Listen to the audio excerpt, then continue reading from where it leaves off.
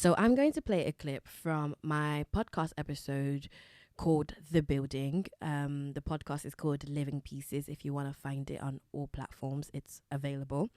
And so it's going to be an analogy called The Building that basically explains how I visually see the soul, the mind, and the body, and how they all work together and are interlinked in this building, if you will. So take a listen and let me know what you think. I'm going to use the building as the analogy. You are a building, the whole building. There are three components in this building. Floor 3D, if you catch my drift, or floor 1 is the body. Floor 4D, or the elevator, is the mind. And floor 5D, or floor 3, is the soul. The elevator is its own floor, but fluctuates between floor 1 and floor 3. You know how the elevator can get stuck between floors? It's not 1, it's not 3, so it's 2. So in a way, it becomes its own floor by combining the other floors. And so you have 3 floors or 3 planes of existence. The elevator has the ability to travel up and down the floors, and the job of the elevator is to transport things from floor to floor. It is the bridge between all floors, and it delivers information.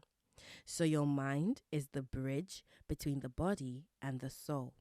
Your mind travels up to floor 3 when the soul is speaking, then travels down to floor 1 and passes the information to the body. However, for many people, they forget that there's a whole floor up there and they think that there's only floor 1.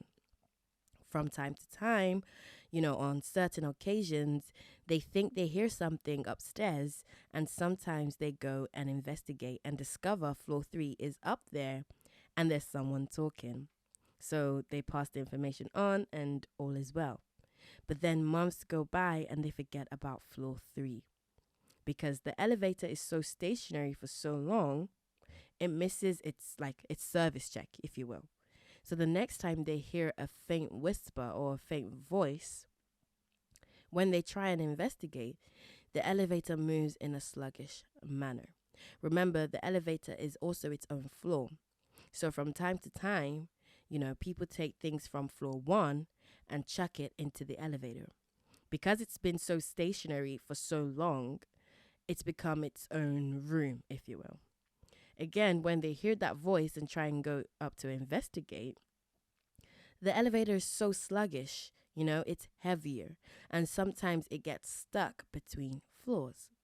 So they get to the state where they hear things from floor 1 and they hear things from floor 3, but they can't pass the information to either of them because they're stuck with the doors closed. However, when they finally manage to get to floor 3 is like, hey, here, we have something to give you that can help you with floor 1. Then the elevator is like, sure, pass it over. Then floor 3 looks at the state of the elevator and is like, are you sure? And the elevator is like, yeah, give it here. So floor 3 passes information to the elevator, and after what seems like 5 years, the elevator finally reaches floor 1 and the doors open. The elevator is like, hey, I've got something to give you. It's from floor 3. And floor 1's like, okay, sure, great. What is it? And then the elevator is like, wait, just a sec. Let me look around. And it's searching and looking, and it's struggling to find that thing. And then the thing is, floor 1 needs whatever that information is to help them with their current situation. The elevator says, oh, I can't seem to find it. Let me go back up to floor 3 and get a new one. So it goes up. It takes another 5 elevator years to get up there. And when the door opens, it tells floor 3, hey man, I lost that piece of information. Can you give me another one, please? And then floor 3 is like, well, I did ask if you were sure you could deliver the information. And you said yes.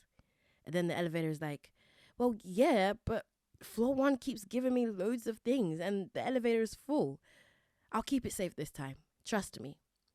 So floor 3 gives the elevator the information, and it goes back down, well, taking another 5 elevator years. That's now 15 elevator years that have gone by to give floor 1 this piece of information. When it gets down there, again, there's a struggle to find that information, and it's rummaging and looking. But luckily, after what seems like another 5 elevator years, it finds the information and gives it to floor 1. Floor 1 says, "This isn't the whole thing. This is fragments. Where's the rest of it?" And the elevator is like, "It's in here somewhere. But there's just too much stuff. I can't seem to dig it out. Give me a moment."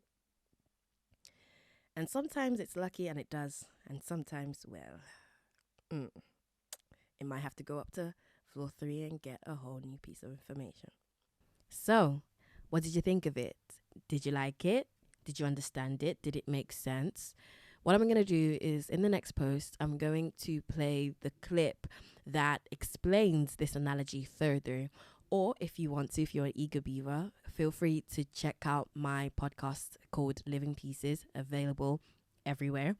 You can go check it out. It's called The Building, and it goes through the whole thing in one go. So, happy listening, and until next time, stay blessed, don't stress, and I will catch you after the test. Bye!